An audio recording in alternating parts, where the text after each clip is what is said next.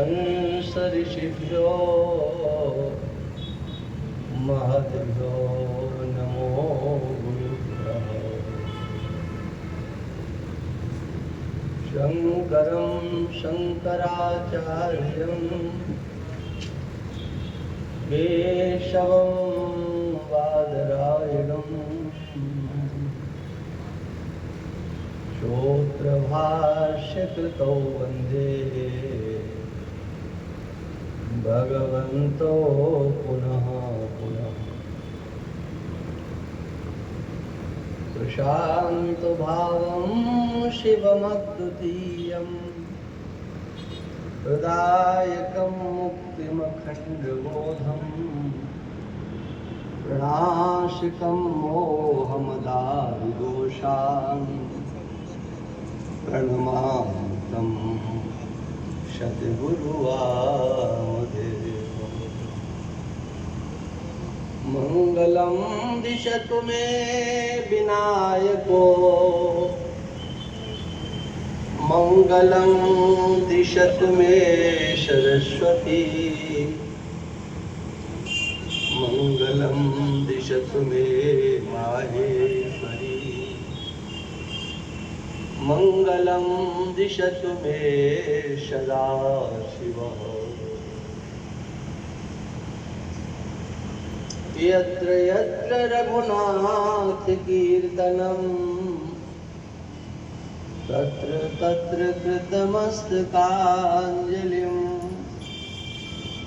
बाष्पवारि परिपूर्णलोचनं मारुतिं नमत राक्षसान्वितम्। चैतन्यं सर्वगं सर्वं सर्वभूतगुहाशयं यस्सर्वविषयातीतं तस्मै सर्वविदे नमः। तस्मै सर्वविदे नमो।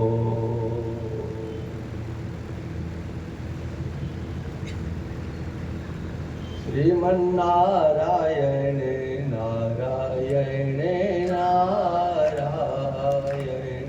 श्रीमन्नारायण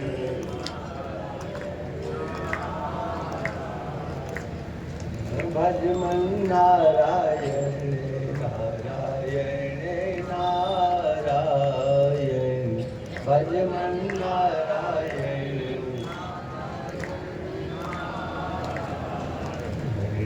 श्रीमन्नारायण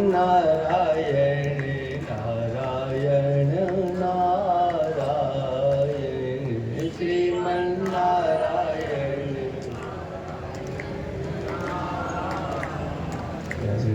भजमन्नारायण नारायण नारायण भजमन्नारायण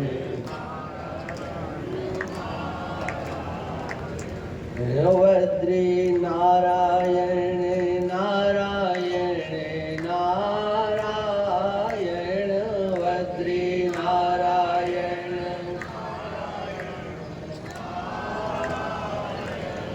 लक्ष्मी नारायण नारायण नारायण लक्ष्मी नारायण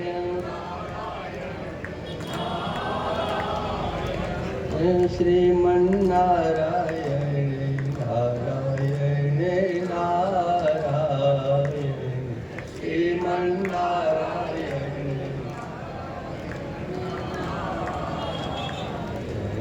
भजमन्नारायण नारायण नारायण भजमन्नारायण।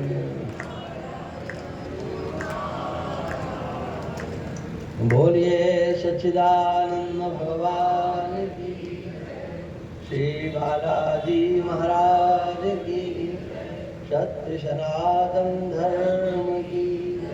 नमः पार्वती पदे हर हर महादेव। मंच पर विराजमान स्वामी विवेकानंद, स्वामी लक्ष्मणानंद एवं रतलाम नगर के समस्त श्रद्धावान, अनेक संस्थाओं के संचालन करने वाले एवं मातृशक्ति भगवान की अनुकंपा से ये 4 दिन का अध्यात्म सत्संग का कार्यक्रम आप सब महानुभावों के द्वारा रखा गया, जिसका कि आज ये 3य दिवस है। भारत भूमि अपने आप में प्रकाश से ज्ञान से युक्त है, इसलिए इसका नाम भारत कहा जाता है। विष्णु पुराण में एवं श्रीमद् भागवत में तथा अनेक ग्रंथों में इस भारत भूमि की महिमा का बार बार वर्णन किया है। वह धन्य है जो इस भारत भूमि में जन्म लेते हैं।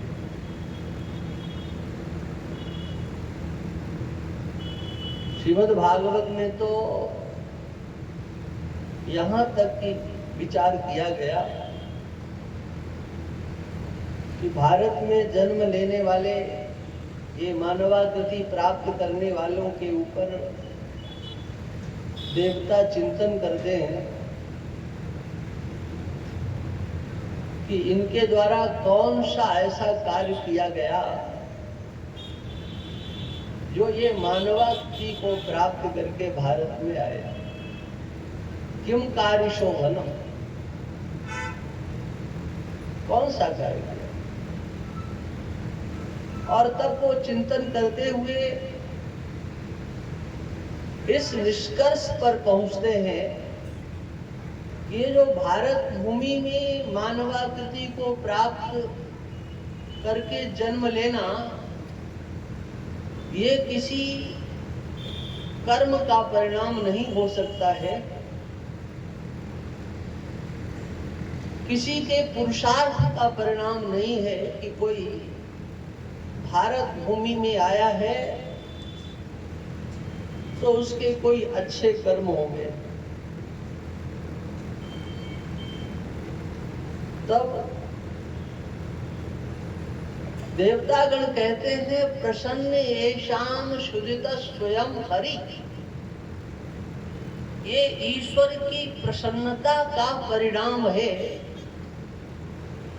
जो परम पावन पवित्र भूमि में, भारत भूमि में मानवाकृति को प्राप्त हुए। ये ईश्वर की प्रसन्नता हुई जिससे कि ये मानवाकृति हमको आपको सबको प्राप्त हुई है, जिसके लिए मानसकार ने कहा कि बड़े भाग्य से ये मनुष्य शरीर हमको आपको सबको प्राप्त होता है। और ऐसे इस मानवाकृति को प्राप्त करके जिसके लिए ये मानव शरीर मिला है उसको हम प्राप्त नहीं करते हैं तो उसकी निंदा भी बहुत की गई है। केनोपनिषद में एक मंत्र आता है जिसमें कहा गया है ईह चेद वेदी दत् सत्यमस्त न चेदिहा वेदीन महती विनष्टि। इहा माने इस लोक में आकर के इस शरीर को प्राप्त करके जो जानने योग्य है उसको अगर नहीं जाना तो बहुत बड़ा नुकसान हो जाएगा। यह चेद अवेदी, जो जानने योग्य है अगर तुमने उसे जान लिया तो समझ लो बहुत अच्छे हो, बहुत अच्छे हो। अच्छे नहीं, आप बहुत अच्छे हो। और यदि नहीं जाना तो कहते महती विनष्ट, बड़ा भारी नुकसान हो जाएगा। और उसी नुकसान की चर्चा हमने पहले दिन भी की थी और कल भी थोड़ी सी चर्चा की थी। संसार के सुखों का भोग करना, एक दायरा बना लेना, बस इतना इतना, ऐसा ऐसा। उस परमात्म तत्व को समझने की कोशिश नहीं करना, उसको जानने की कोशिश नहीं करना,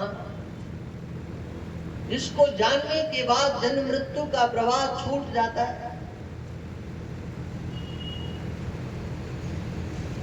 हम लोग कहते तो बहुत कुछ है, वाणी से बहुत कुछ कहते हैं, स्वाध्याय भी करते हैं, कथाएं भी सुनते हैं, लेकिन कभी भी उस पर विचार नहीं करते।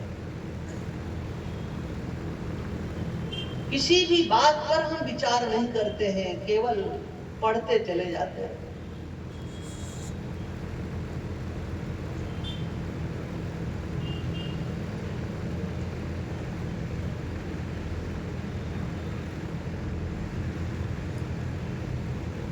मात्र हमारे लिए किसी भी ग्रंथ का स्वाध्याय करना इतना ही पर्याप्त नहीं है। उसको आत्मसात करने से ही उस ग्रंथ का स्वाध्याय हमको अपना पूर्ण फल देता है और हमारा स्वाध्याय सार्थक सिद्ध होता है। इसलिए आवश्यकता है जो हम अपने जीवन में स्वाध्याय इत्यादि करते हैं उसके अर्थ का भी विचार करें। यहाँ जितने भी महानुभाव बैठे हुए हैं, चाहे इधर के हो चाहे मातृशक्ति हो, एक अर्धाली है मानस की और सबको यहाँ याद है। कोई ऐसा नहीं है जो उसे न जानता हो न गुनगुनाता हो, जिसने अपने कानों से उसे एक बार बार न सुना। और वो क्या है, और बिल्कुल सरल है।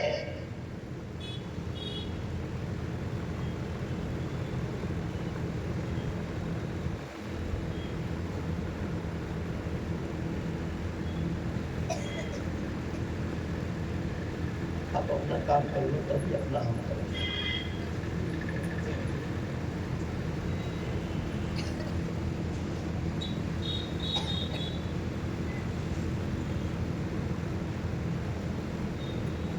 कथाओं का क्रम जो होता है ना, उसमें सुविधा होती है, क्योंकि वहां तो ग्रंथ सामने होता है या दिमाग में है कि इसके बाद ये भजन गा देना है, इसके बाद में ये गा देना है, यहाँ पर ताली बजवा देना है।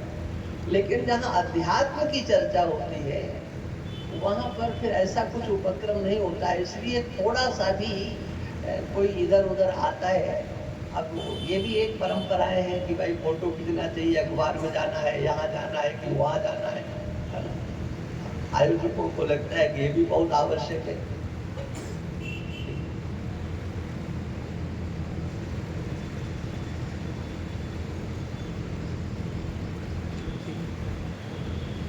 उसकी भी उपयोगिता होती है, तो इसलिए भाई बीच में उसको भी समझना पड़ता है। ठीक है, वो उपयोगी है, कर लीजिए। लेकिन सत्संग की जो धारा होती है, अध्यात्म का जो चिंतन होता है, वो कोई एक महफिल नहीं होती है, वो कोई एक विशेष सजावट नहीं होती है कि जैसे गुलदस्ते लाओ, एक कोने में इधर लगा दो, एक इधर लगा दो। वो गुलदस्ते का काम नहीं होता है।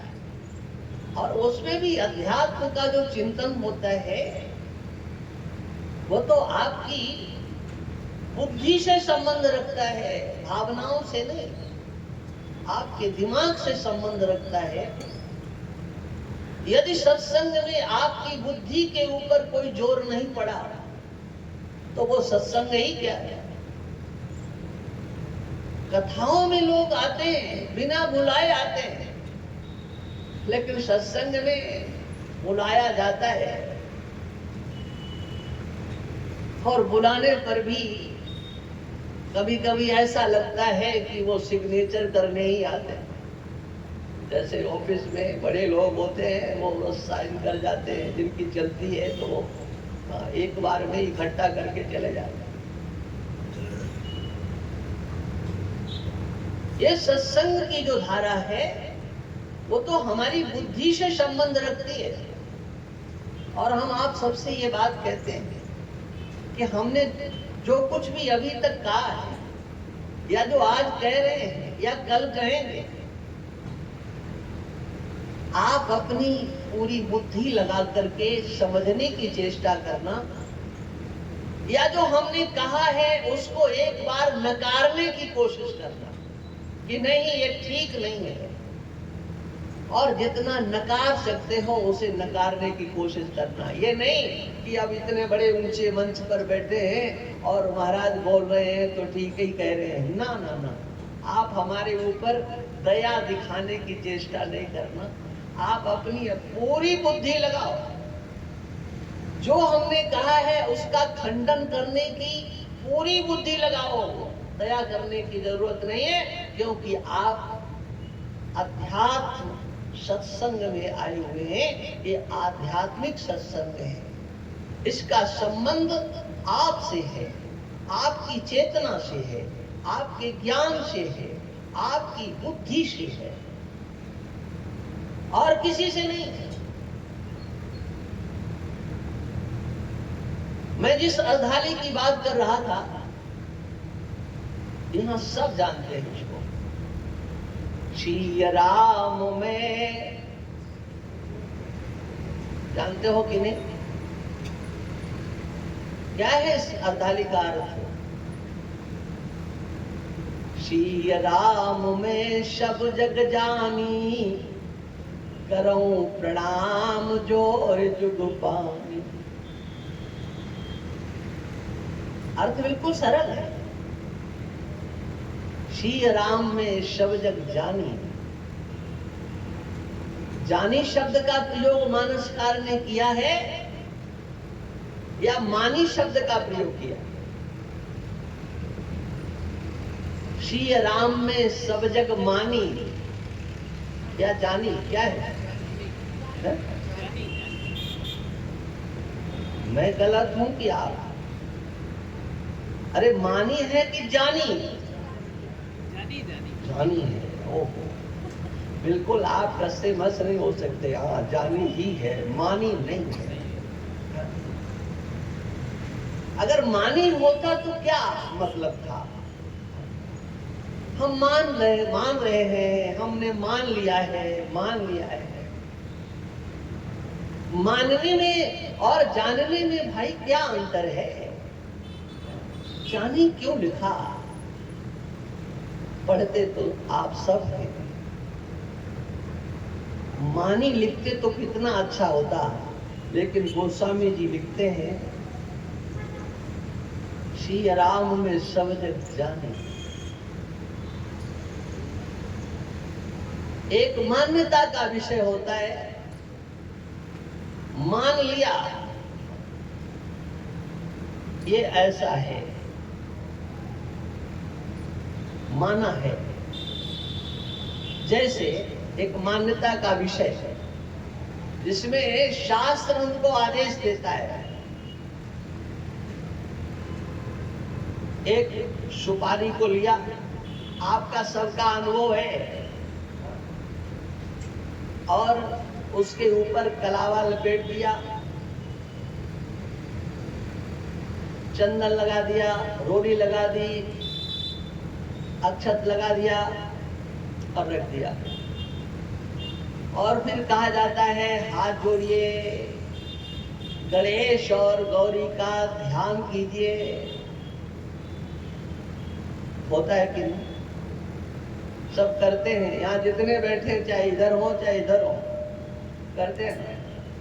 और आप भी नेत्र बंद कर लेते हैं, गजाननं भूतगणादि सेवितम बोलते हैं। ये क्या है? ये आपकी मान्यता है।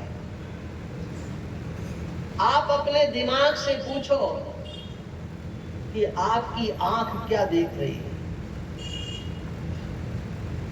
और आप क्या बोल रहे हो।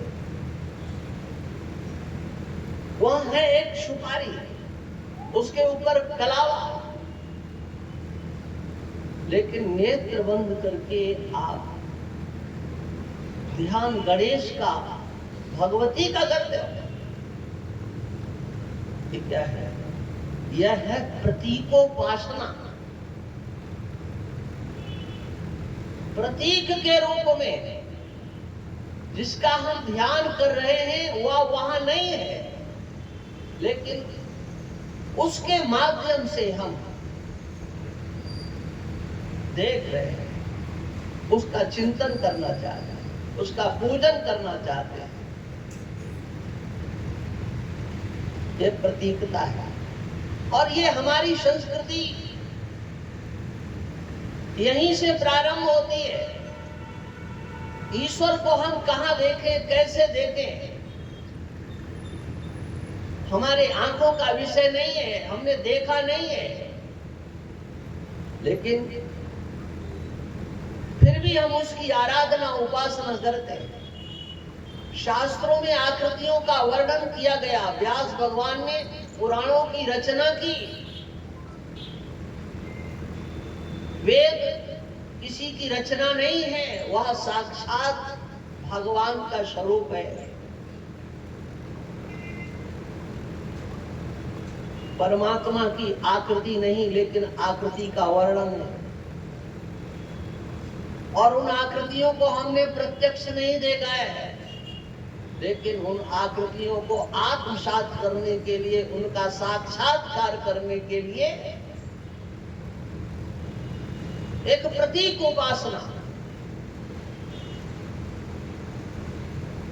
कहते हैं कि नर्मदा जी में, उसकी धार में जो पत्थर होता है, वो पत्थर नहीं रहता है, वो भगवान शिव का स्वरूप हो जाता है। नर्मदा जी से पत्थर आप जो लेकर के आते हैं, जो शिवलिंग, उसकी प्राण प्रतिष्ठा की आवश्यकता नहीं होती है, वो स्वयं सिद्ध है। गंडकी नदी से लाई हुई शालग्राम शिला, उसमें प्राण प्रतिष्ठा की आवश्यकता नहीं होती है, वहां विष्णु भगवान की स्वयं प्रतिष्ठा है। ये स्वतः सिद्ध है। ये हमारे देश का गौरव है कि हमारे नदियों के गोद से भगवान निकलते हैं। वो भगवान को प्रादुर्भूत करती है, उनको प्रकट करती है, और उसमें किसी मंत्र तंत्र की आवश्यकता नहीं। आप साक्षात भगवान शिव और विष्णु की उपासना कर सकते हो। जिन भगवान शंकर के अनेक रूपों का वर्णन, जिन भगवान नारायण के अनेक रूपों का वर्णन है, वो नारायण हमारे प्रत्यक्ष नहीं है, लेकिन नारायण का प्रतिनिधित्व कर रहा है वो गंडकी नदी का एक पाषाण, जिसको कि हम शालग्राम बोलते हैं, वो नर्मदा जी का एक पाषाण, जिसको हम भगवान शिव का स्वरूप समझते हैं, नर्मदेश्वर कहते हैं। वहां नहीं है। हमारी आंख भले ही देखे, यहाँ विष्णु नहीं है, लेकिन हम अपने हृदय से, अपनी भावना से उसको आवेशित कर देते हैं। नहीं, भगवान शिव के सिवा कुछ नहीं, भगवान नारायण के सिवा कुछ नहीं, ये साक्षात नारायण है। बुद्धि हमारी क्या कह रही है? जरा बुद्धि से पूछो। एक भावनात्मक चिंतन होता है, वो भावनात्मक उपासना होती है, वहां पर बुद्धि की गति नहीं होती है। लेकिन एक विषय ऐसा होता है जहां पर बुद्धि लगानी पड़ती है। ईश्वर की उपासना करना है तो बुद्धि लगाने की आवश्यकता नहीं है।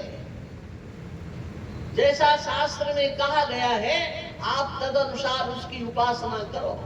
भगवान ने भगवद गीता में कह दिया अश्वत्था सर्व वृक्षाणाम, वृक्षों में मैं अश्वत्थ हूं। पीपल का वृक्ष भगवान वासुदेव का स्वरूप है, परमात्मा का स्वरूप है। शास्त्र ने कह दिया अब उसमें हम बुद्धि नहीं लगाएंगे। परमात्मा की पूजा उसमें हम करेंगे। लेकिन और जब गहरे हम जाते हैं तो वहां पर हमको अपनी बुद्धि लगानी पड़ती है। सत्य को समझना है, यदि जानना है तो बुद्धि लगानी पड़ती है। और बुद्धि लगाए बिना काम चलता नहीं है, ये ध्यान रखना चाहिए। उस परमात्मा को समझना है, परमात्मा को जानना है। जान करके ही उसको हम प्राप्त कर सकते हैं। कोई भी ऐसी संसार की वस्तु नहीं है, ये ध्यान से सुनना मेरी बात। कोई भी ऐसी वस्तु संसार की नहीं है जिसका तुम्हें ज्ञान न हो और वो तुम्हें सुख पहुंचा सके। ज्ञान न हो, उस वस्तु का ज्ञान न हो तो वस्तु तुम्हें सुखी नहीं कर सकती है। जितना भी संसार का सुख है वो किसके आश्रय से है? क्या कभी विचार किया? सुख के लिए हम सुखी हो, सब सुखी हो, ये कल चर्चा आई थी। सर्वे भवन्तु सुखिनः, सब सुखी हो, इस भावना के मूल में कौन बैठा हुआ है? क्या कभी विचार किया? सब सुखी हो, इसका संबंध किससे है? इसका संबंध आपसे है और आपके ज्ञान से है। क्योंकि आपको सुख मिलता है जिसे आप चाहते हो, हम सुखी हो, हम सुखी हो, हम सुखी हो। और सुख की प्राप्ति होने पर आपको कैसा लगता है? लेकिन वो सुख किसके आश्रय से है? आपको ज्ञान नहीं हो तो सुख मिलेगा क्या? जितना भी सुख है वो किसके आश्रय से है?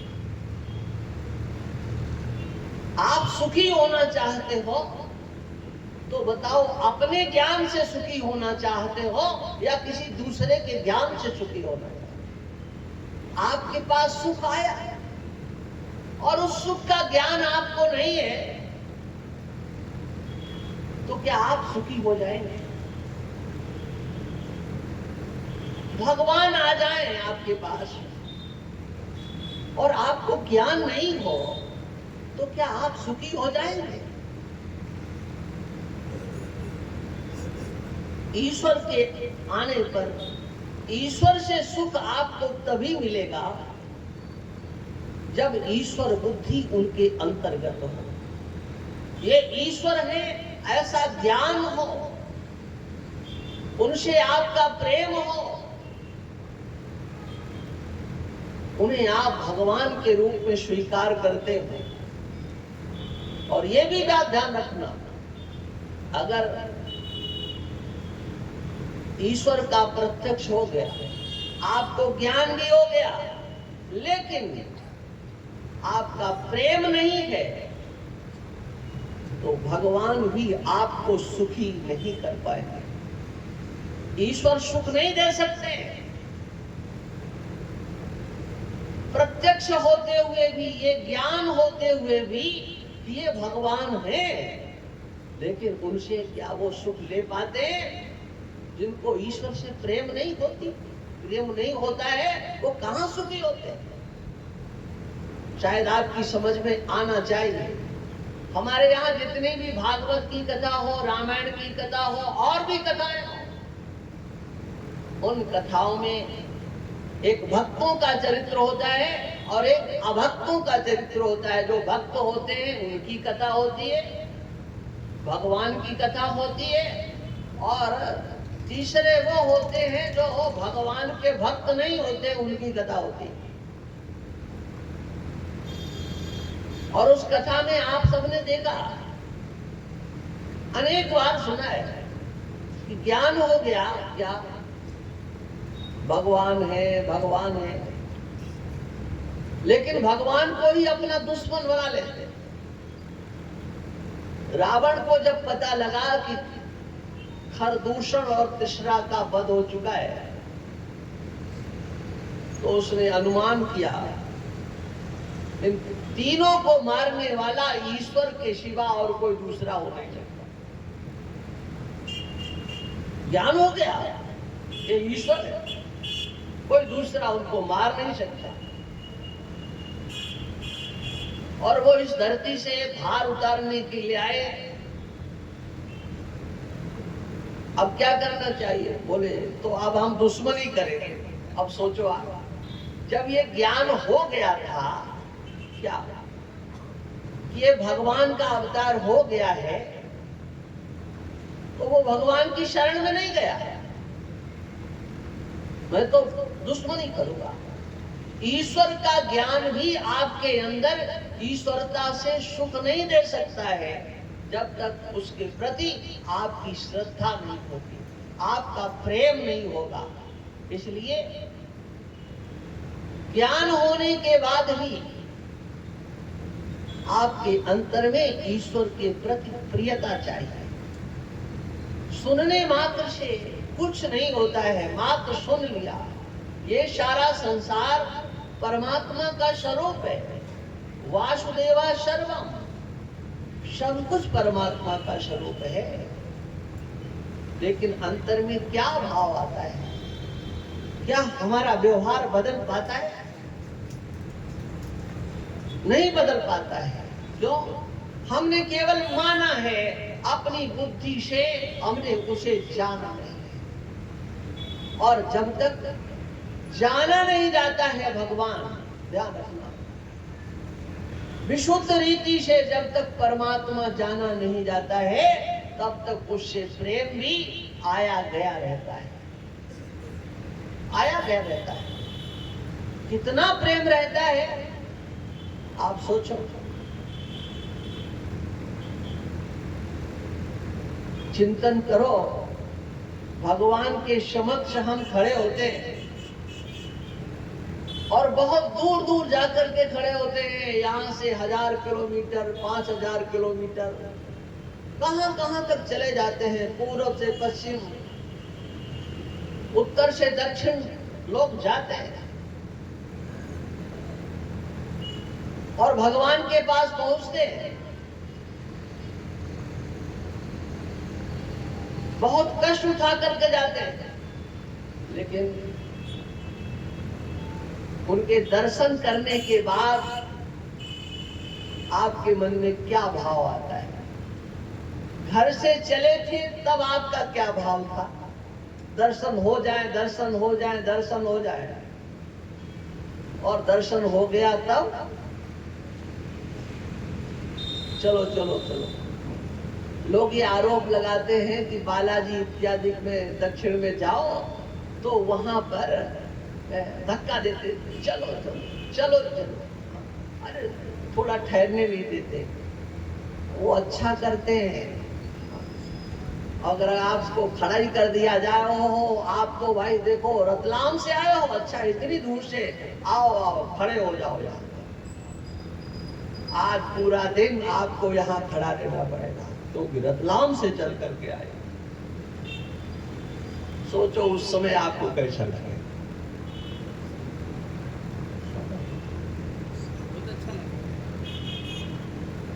धक्का लगता है ना, तो अंदर में जिज्ञासा बनी रहती, हाँ फिर आएंगे फिर धक्का खाएंगे, फिर आएंगे फिर धक्का खाएंगे, और उतने में ही आप कृतकृत हो जाते हो। बस बस हो गया, अपना तो काम हो गया, बस पहुंच गए भगवान के सामने। अरे क्या 1 घंटा, क्या 1 मिनट, भगवान को देख लिया, भगवान ने हमको देख लिया, बस हो गया काम। बस इतने में ही संतुष्ट हो जाते हैं और फिर लौट करके वापसी का टिकट बना करके जाते हैं। जा रहे हैं भगवान के पास, लेकिन लौटने की पड़ती है। ये देखो आपका प्रेम कितना है। अरे भगवान के पास पहुंच गए तो अब कहां जाना है अंदर कुछ ऐसी बात जो वहां आपको टिकने नहीं देती है। क्या है वहां? भगवान है कि नहीं? क्या भगवान से भी बढ़कर के कुछ है? भगवान से बढ़कर भी आपके लिए कुछ नहीं है, लेकिन फिर भी भगवान के पास टिक क्यों नहीं पाते हैं? ये अंतर को समझने की चेष्टा करो,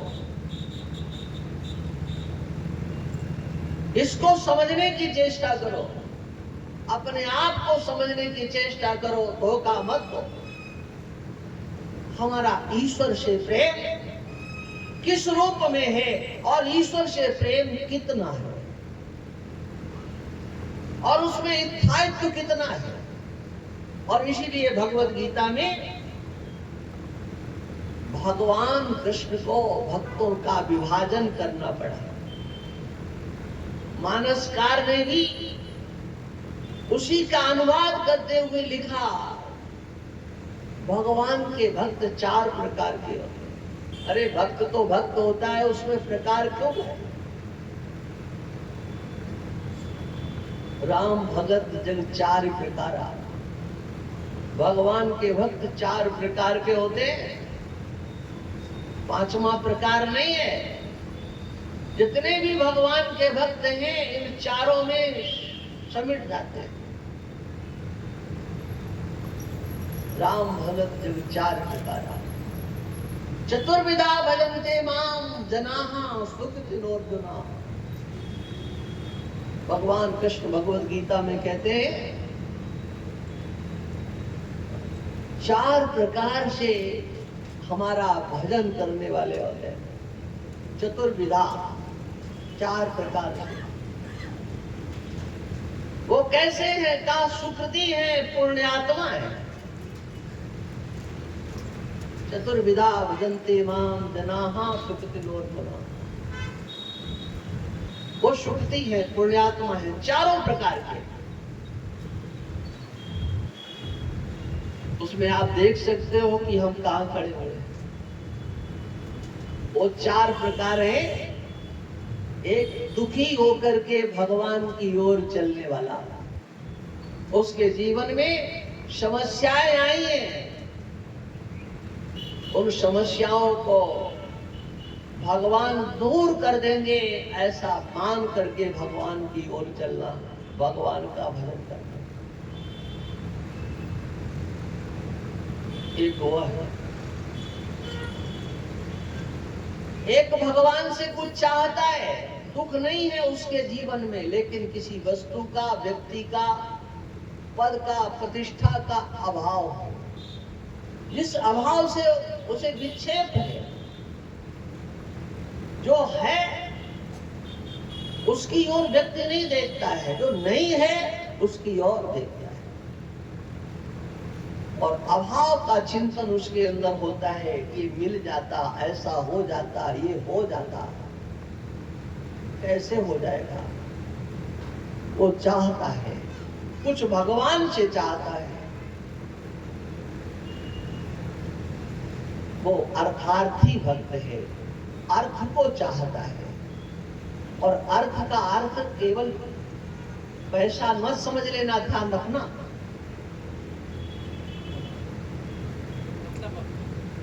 अर्थ का अर्थ होता है,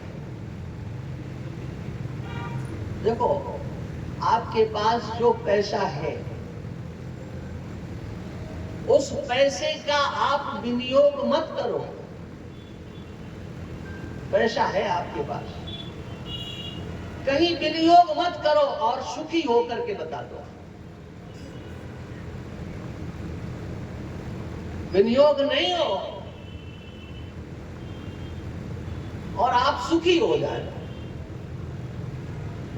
सुख प्राप्त कर लो। पैसे से सुख नहीं, पैसे का जो विनियोग होता है उसके द्वारा आप अपने जीवन के उपयोगी वस्तुओं को संचित करते हो। भाई देखो जल्दी कर लो, अब हमें ज्यादा अच्छा नहीं लगता। एक सीमा होती है हमारी शैली।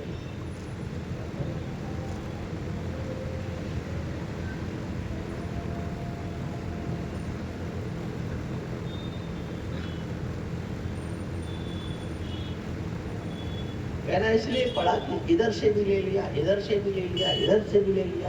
अब कितनी बार ले, कोई हिसाब है क्या?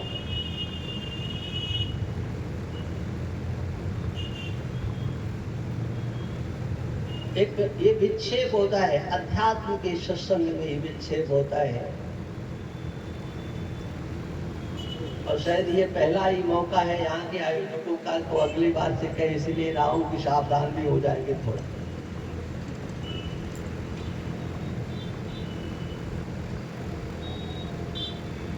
जो कुछ भी आप चाहते हो उसका नाम अर्थ है, ध्यान रखना। जिसे आप चाहते हो उसका नाम अर्थ है। और चाहते किस लिए हो? किस लिए चाहते हो? प्रश्न होगा, बताओ सुखी होने के लिए या दुखी होने के लिए? उत्तर क्या होगा? सुखी होने के लिए। अब आपकी बात समझ में आएगी। आप सुखी होने के लिए जिसे चाहते हो उसका नाम अर्थ है। ये है, इसमें और भी है, लेकिन ये मोटी बात समझ में आ जाए। अर्थ उसका नाम है जिसको आप सुखी होने के लिए चाहते हो। जिससे आप दुखी होते हो उसका नाम भी अर्थ है। लेकिन आप उसे नहीं चाहते हो, उसे चाहते हो जो आपको सुखी करे। उसका नाम कोई वस्तु हो सकती है, कोई व्यक्ति हो सकता है, कोई स्थान हो सकता है, कोई क्रिया हो सकती है, कोई देश हो सकता है, कोई काल हो सकता है, कुछ भी हो सकता है। जिसको प्राप्त करके आप सुखी होते हैं उसका नाम अर्थ होता है। सर्वत्र अर्थ ही अर्थ है, ध्यान रखना। जिसके हमने संक्षेप में आपसे कहा था कि अर्थ ही अर्थ है। आपका ये हाथ है, ये भी अर्थ है। आंख है, ये भी अर्थ है। ये शरीर अर्थ है। सब कुछ अर्थ है। उसको आप चाहते हो। चाहते किस लिए? तब उत्तर आया सुखी होने के लिए। माने आप वस्तु के प्रेमी हो या सुख के प्रेमी हो। आप व्यक्ति के प्रेमी हो या सुख के प्रेमी हो। एक कटु सत्य में आपके समक्ष रख रहा हूं। यथार्थता क्या है, सत्य क्या है? इस संसार में कहा जाता है वो उनका प्रेमी, वो उनका प्रेमी, वो उसके लिए मरता, वो उसके लिए मरता। सच ये है क्या? कोई किसी के लिए नहीं मरता। सब एक दूसरे को संसार में धोखे में डाल करके रखे हुए हैं। हम तुम्हारे बिना रह नहीं सकते, ये तो चाहिए ही। आपका प्रेम किसी वस्तु से नहीं है। आपका प्रेम किसी व्यक्ति से नहीं है। आपका प्रेम है केवल सुख से है। आपको सुख चाहिए, वो चाहे वस्तु से मिले और चाहे व्यक्ति से मिले। और जिस समय आपको ये पता चल जाता है कि ये वस्तु या ये व्यक्ति अब हमें सुख नहीं देगा, इससे हमें दुख प्राप्त होने वाला है। दुख मिला नहीं है, लेकिन आप कल्पना कर लेते हो क्या, या किसी ने आपको भड़का दिया, इससे जरा सावधान रहना। ये देखने में बड़ा सीधा लगता है, ये बहुत खतरनाक है, आपके साथ कुछ कर सकता है। अब आप तो उससे सुख लेना चाहते थे, लेकिन उसने ऐसा बैठाला दिमाग में कि आपको लगने लगा, हे भगवान इससे जरा हमको दूर करो, ये तो बड़ा खतरनाक है। हाँ, ये होता है। अरे कथाओं में आप क्या सुनते हो? कैकेयी का भगवान श्री राम से कितना प्रेम था, यही तो है मानस की कथा, यही तो है राम कथा। मंथरा ने जब जाकर के कैकेयी से कहा, तुम्हें पता है कल क्या होने वाला है? क्या होने वाला है? अरे कल तो श्री राम जी का राज तिलक होगा, महाराज उनको अपना सिंहासन देने के लिए जा रहे हैं। कब? बोले कल। कैकेयी ने कहा कि बता तेरे को मैं क्या इनाम दूं? अरे इससे बढ़िया और क्या बात हो सकती है मेरे राम, कल महाराज के स्थान को ग्रहण करेंगे। कैकेयी को बहुत प्रसन्नता हुई और कैकेयी ने कहा तो राम जी के तिलक को लेकर के दुखी हो रही है। उसे बहुत डांटा, वो भी उस डांट को खा लिया। वो कैकेयी की कमजोरी को समझती, मालकिन है डांट रही, अभी थोड़ी देर बाद फिर ये दूसरी बात शुरू करेगी। और कैकेयी ने पूछ दिया, देखो हम तेरे ऊपर क्रोध नहीं करते, तू कारण बता कि राम के तिलक पर तेरे को दुख क्यों हो रहा है? बोले राम जी के तिलक के कारण हमें दुख नहीं हो रहा है, तब तुम्हारी जो आगे होने वाली दुर्दशा है उसको लेकर के हमें दुख हो रहा है। अच्छा हमारी दुर्दशा हो जाएगी? हमारी दुर्दशा कैसे हो जाएगी? अरे हम तो राम से बहुत प्रेम करते हैं, हमने तो राम की परीक्षा ली है। मैं कल प्रीति परीक्षा देखी, मैंने परीक्षा ली है कि सब माताओं में सबसे ज्यादा प्रेम राम किससे करते हैं, और तब मेरी परीक्षा में राम जी पास हो गए। वो पर करें स्नेह विषेखी, मैं कर प्रीति परीक्षा देखी, मैंने उनके प्रेम की परीक्षा ली है और वो मेरे से सबसे ज्यादा प्रेम करते हैं। और तुमको दुख हो रहा है। कहा कि ठीक है आपने परीक्षा ले ली, लेकिन ध्यान रखो व्यक्ति एक जैसा नहीं रहता, स्वभाव बदलता है, व्यवहार बदलता है। और कैकेयी को ऐसा भरा कि कैकेयी को श्री राम जी जितने अच्छे लगते थे उतने ही बुरे लगने लगे। कैकेयी को लगने लगा कि राम जी का अगर राज्याभिषेक हो गया, तिलक हो गया कल सवेरे, तो क्या होगा? आप देखिए जो कुछ मानस में आप पढ़ते हो वो सबके जीवन की कथा है, केवल वो मानस की कथा नहीं है, वो केवल राम की कथा नहीं है, वो केवल कैकेयी की कथा नहीं है, वो हमारे आपके सबके जीवन की कथा है।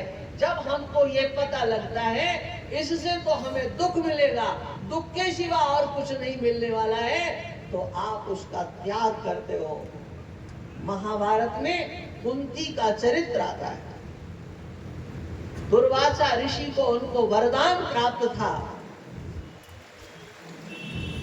बाल्यावस्था में दुर्वासा ऋषि ने चातुर्मास किया था उनके पिता के घर पर। कुंती ने दुर्वासा ऋषि को प्रसन्न कर लिया अपनी सेवा से, और दुर्वासा ऋषि ने उनको साधना बताया। देवलोक के जिस देवता का तुम आह्वान करोगी वो देवता तुम्हारे पास आएगा। और उन्होंने कौतूहल वशात सूर्य भगवान का आह्वान कर दिया और सूर्य भगवान आ गए।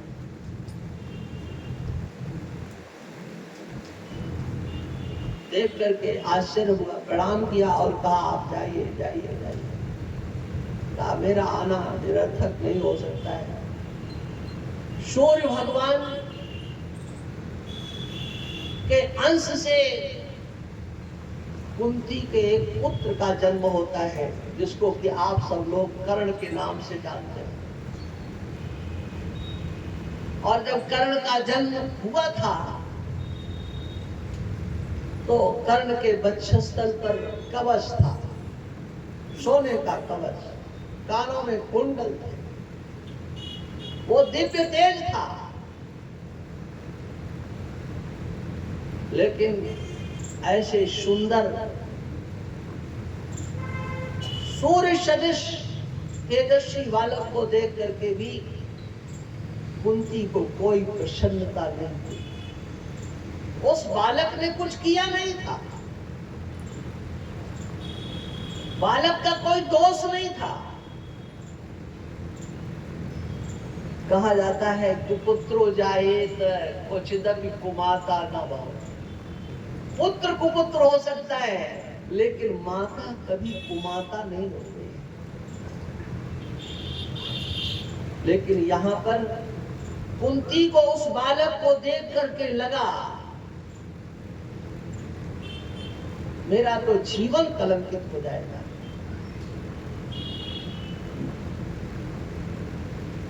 और उस कलंक को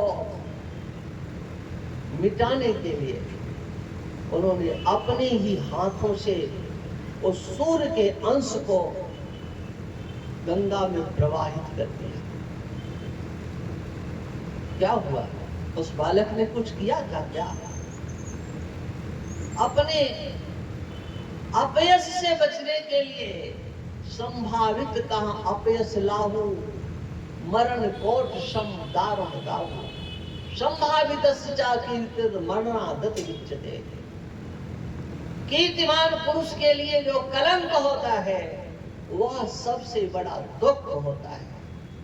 उस दुख से बचने के लिए अपने हाथों से अपने पुत्र का परित्याग कर दिया। सोचिए ये क्या है। और ये केवल कुंती की कथा नहीं है, ये मानव मात्र के अंतर की कथा है। वह जिससे देखता है कि इससे हमें दुख होने वाला है और विशाल दुख होने वाला है, तो वह उससे दूरी बना लेता है। इसलिए इन सब से, इन कथाओं से, इतिहास से हमको एक शिक्षा प्राप्त होती है। ये कथाएं किस लिए है भाई? कथाओं का हमसे संबंध है कि नहीं है?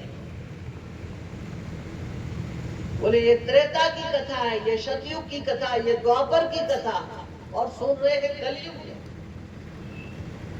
और ये सोचते हैं उनकी कथा है, चलो सुन लो, और उसे अपने जीवन में झांकने की कोशिश नहीं करते, तो कथाएं सुनते रहते हैं और चिकने घड़े बन करके सारे जीवन जीते रहते हैं। उन कथाओं का संबंध आपसे है। वो भगवान की कथाएं, वो भक्तों की कथाएं, वो धर्मात्माओं की कथाएं मनुष्य के लिए हैं। मानव जीवन में आने वाले उतार चढ़ाव में अपने आप को कैसे संभाला जाए, इसके लिए इतिहास के रूप में, भक्तों के चरित्र के रूप में, धर्मात्माओं के चरित्र के रूप में हमारे आपके सामने आता है। इसलिए उन सब का संबंध हमारे से होता है। कहते हैं कि भगवान की कथा सुनो, भागवत की कथा सुनो, तो बस तुम्हारा ये होगा, वो हो, ठीक है, सब कुछ होगा, कुछ गलत नहीं है। लेकिन ध्यान रखना, उन कथाओं के माध्यम से अगर हमारा व्यवहारिक धरातल नहीं बदला, व्यवहारिक जीवन नहीं बदला, हमारा आचरण नहीं बदला, हमारा स्वभाव नहीं बदला, तो सुनने से कोई लाभ नहीं होता है। इसलिए सुनना है तो आपने समझा कितना है। सुनते रहो और समझने की चेष्टा न करो तो सुनने का क्या मूल्य होता है। इसलिए सुनना है, और सुनना वह है जो कि हमारे जीवन में एक दिशा दे। हम किसको चाहते हैं, एक अर्थ है, उस अर्थ को हम चाहते हैं तो बताओ किस लिए चाहते हैं, सुखी होने के लिए या दुखी होने के लिए। अर्थ का अर्थ आपने समझ लिया कि जो हमारे जीवन में उपयोगी है। दार्शनिक भाषा में यदि कहें, शब्द, स्पर्श, रूप, रस, गंध, ये 5 विषय हैं। इन 5 विषयों को भी अर्थ कहा जाता है। हम आंख से अच्छा देखें, हम कान से अच्छा सुने, नासिका से अच्छी गंध लें, रसना से हम रस लें, त्वगेंद्रिय से स्पर्श करें, यही तो है। अच्छा देखें, अच्छा खाएं, अच्छा सुने, और अच्छे से अच्छा। लेकिन वो अच्छा क्या है? ऐसे इस अच्छे वस्तुओं को जो चाहने वाला है उसको कहा जाता है अर्थार्थी।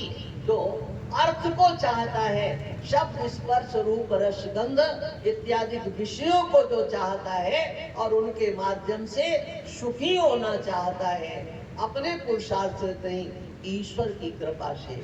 ईश्वर हमको हमारी मदद कर दे। और एक जिज्ञासु होता है, जिज्ञासु, वह भगवान को जानना चाहता है, जानना चाहता है। भगवान कैसे हैं ये वो जानना चाहता है, क्योंकि अनेक प्रकार से भगवान के स्वरूपों का वर्णन है, और उन स्वरूपों में स्वरूपों का वर्णन है।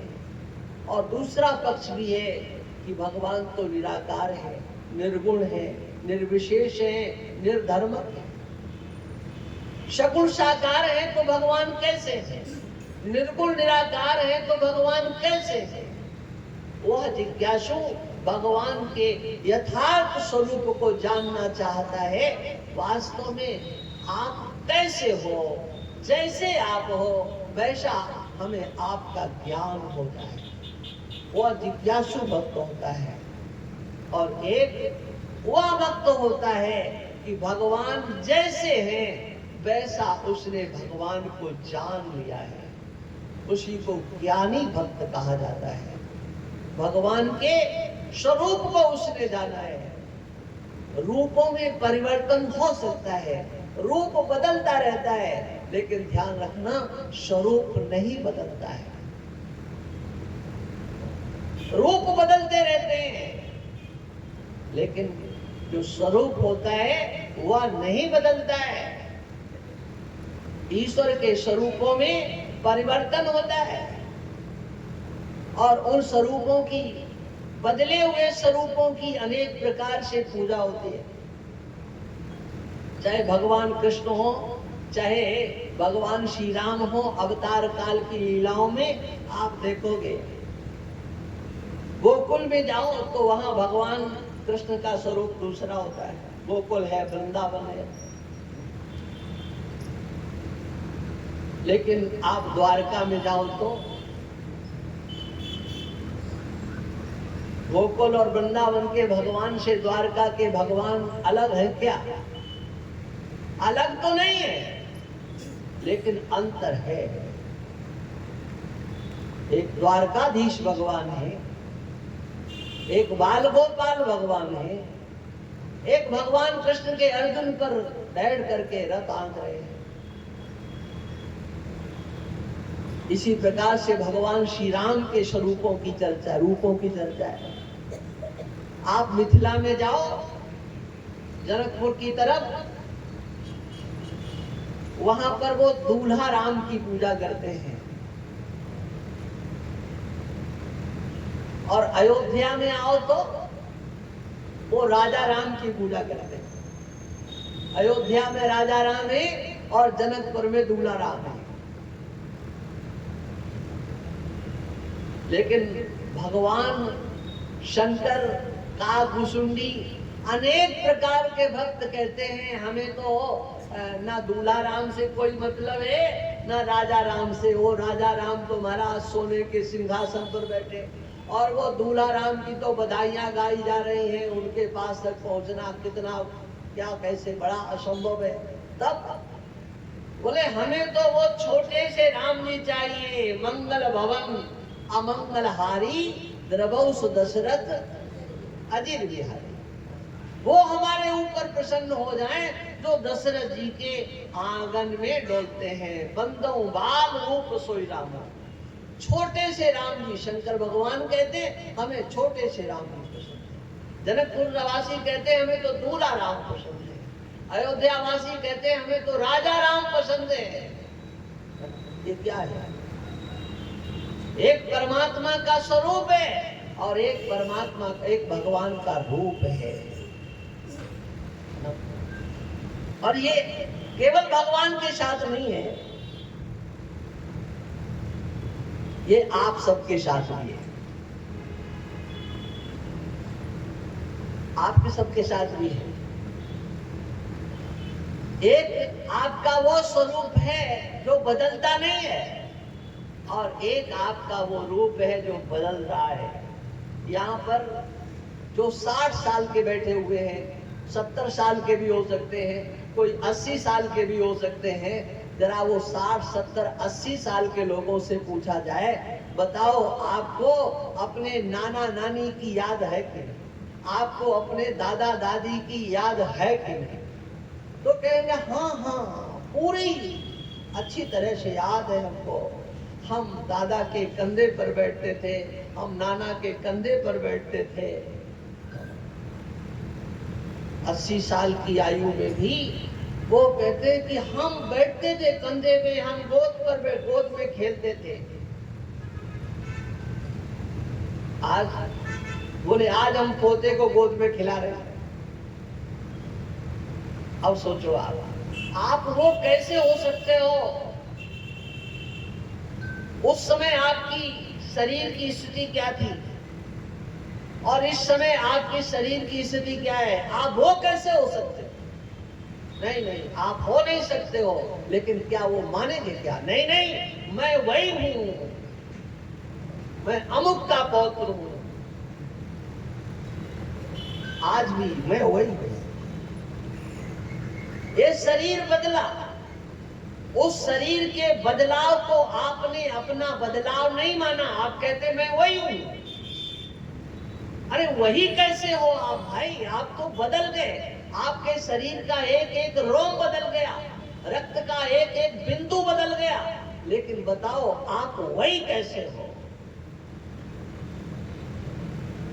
अच्छा, और उससे आगे चलो। समय तो देखो हो गया है, 5-7 मिनट ज्यादा ही हो गया है, लेकिन भाई माला वाले ले लेते हैं, हम क्या करें? ज्यादा समय तो 2-4 मिनट, 1-2 मिनट में ही अपनी बात। और उससे भी आगे चलो। ये दादा दादी नाना नानी की बात नहीं। यहाँ जितने भी बैठे हैं, बताओ माता के उदर में आप थे कि नहीं?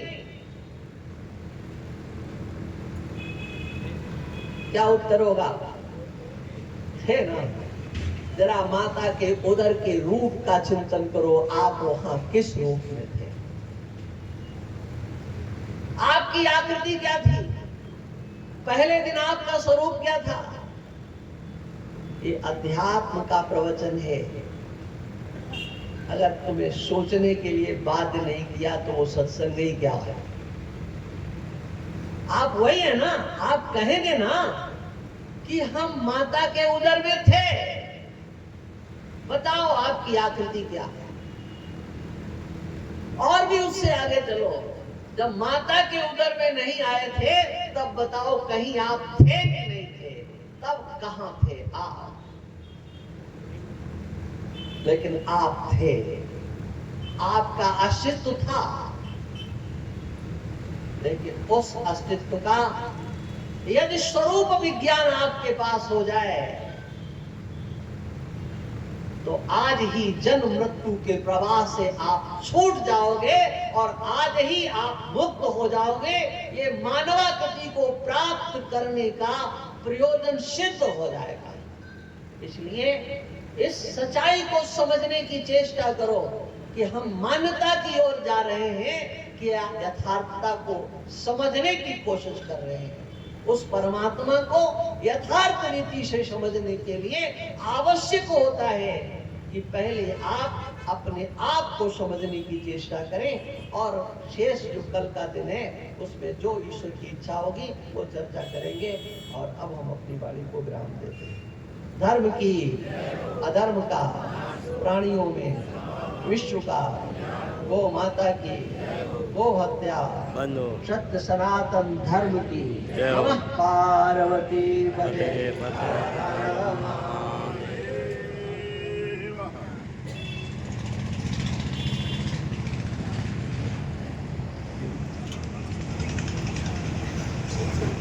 गुरुदेव के चरणों में वंदन। बहुत बहुत धन्यवाद गुरुदेव को आध्यात्मिक प्रवचन के द्वारा जो आपने हमें बहुत अच्छी बातें आज बताई, उसके लिए आपको बहुत बहुत धन्यवाद। सभी श्रद्धालुओं से, भक्तों से निवेदन है कि वो प्रसाद लेके जाएंगे। बोलिए सद्गुरुदेव भगवान की।